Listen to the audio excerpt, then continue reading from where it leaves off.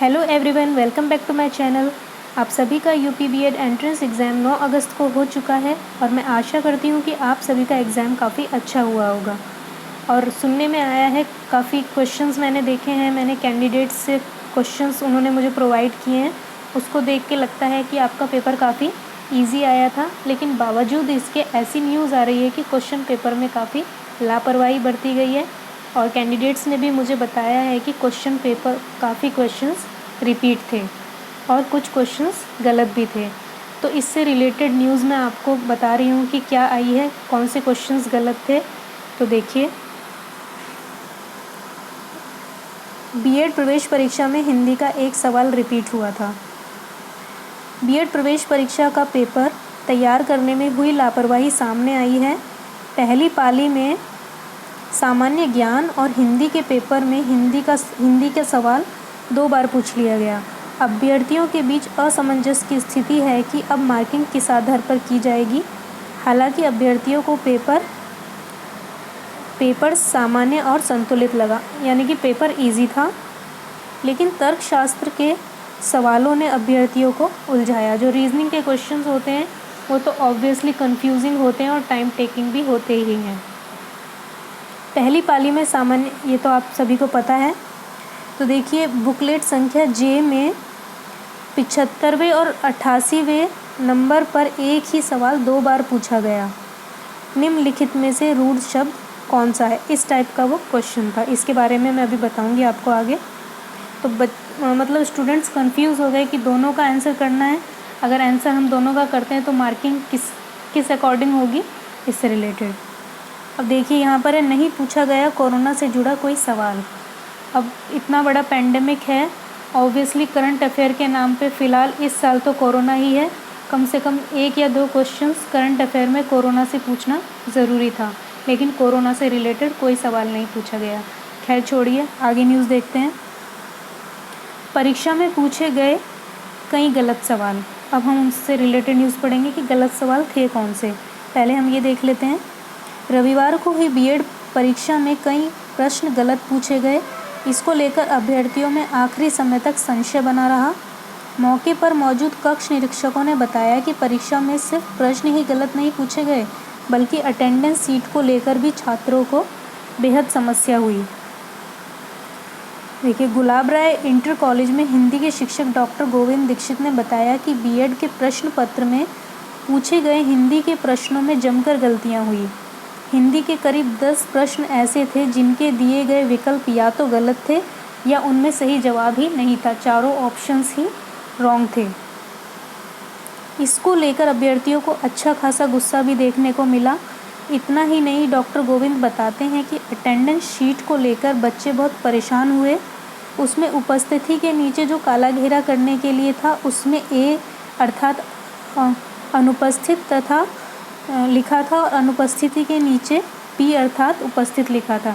देखिए, जहाँ पर प्रेजेंट का घेरा लगा, मतलब उसमें सर्कल करना था, वहाँ पर तो नीचे वो प्रेजेंट के नीचे मतलब उसमें अनुपस्थित लिखा हुआ था और जो उपस्थित था उसके नीचे वहाँ पर उपस्थित के नीचे वहाँ पर ए लिखा हुआ था, एब्सेंट लिखा हुआ था। तो जहाँ पर प्रेजेंट लिखना था उसके नीचे उन्होंने एब्सेंट लिख दिया। तो बच्चे उसमें, अगर हम उसमें सर्कल करते हैं तो इसका मतलब है कि अनुपस्थित है, ऊपर पी लिखा हुआ है।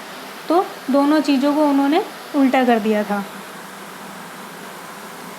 तो जबकि उपस्थिति के नीचे घेरे में पी होना चाहिए था, तो एब्सेंट की जगह प्रेजेंट और प्रेजेंट की जगह उन्होंने एब्सेंट लिखा हुआ था।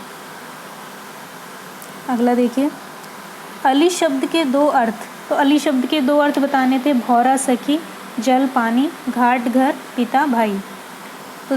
तो शिक्षक कहते हैं कि दिए गए विकल्पों में से अली शब्द का एक ही अर्थ है भौरा।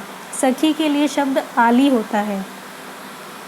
कौन सा कवि छायावादी है? इस क्वेश्चन में 3 ऑप्शन ऐसे दिए थे जो कि छायावादी कवि थे।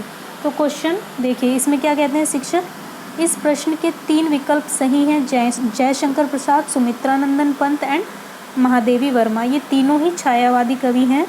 अतः यह प्रश्न होना चाहिए कि इनमें से कौन सा छायावादी कवि नहीं है।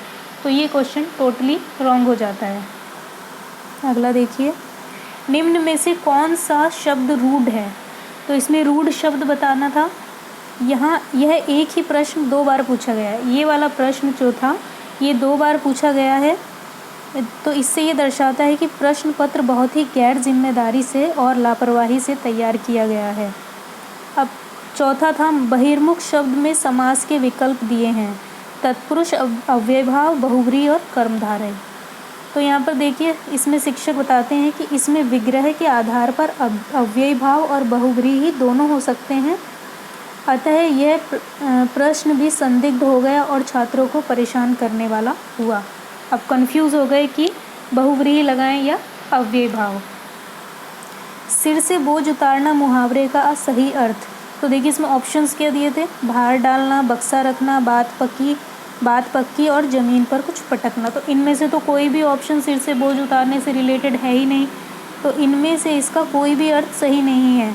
इसका सही अर्थ होता है निश्चिंत होना। अब छठा क्वेश्चन देखिए, स्वाभिमान का प्रतीक है। स्वाभिमान का प्रतीक यहाँ पर ऑप्शन दिए, कबूतर, सिंह, स्वान, चूहा। तो स्वाभिमान का प्रतीक चातक पक्षी होता है, जो विकल्प में है ही नहीं, तो इसमें आंसर होना चाहिए था इसका चातक। 7वां क्वेश्चन देखिए, ज्यों त्यों निहारिए यह नेरे है नैननी। तो त्यों त्यों खरी निकरेसी निकाई। तो पंक्ति में अलंकार पूछा था, तो इसमें भी परीक्षा स्तर तक के विद्यार्थियों के लिए 2 अलंकार हो सकते हैं, अनुप्रास और पुनरुक्ति दोनों, अतः यह प्रश्न भी संदिग्ध है। तो इस टाइप से काफ़ी क्वेश्चंस, कुछ तो रिपीट थे, कुछ में ऑप्शंस ही रॉन्ग थे और कुछ क्वेश्चन ही गलत थे। तो इस तरह से काफ़ी लापरवाही एग्ज़ाम में अगर 10-15 क्वेश्चंस गलत होते हैं तो ऑब्वियसली अब स्टूडेंट्स को भी नुकसान है इस चीज़ का बहुत ज़्यादा। बाकी देखते हैं कि आपका रिज़ल्ट किस टाइप से आता है। अभी इसके बाद में कुछ देर बाद में कट ऑफ और काउंसलिंग से रिलेटेड वीडियो अपलोड करूँगी, तो प्लीज़ आप चैनल पर बने रहिएगा। आपकी कोई क्वेरी है तो आप कमेंट सेक्शन में पूछ सकते हैं। अगर आपको वीडियो पसंद आई है तो प्लीज़ मेरे चैनल को लाइक एंड सब्सक्राइब करें। Thank you.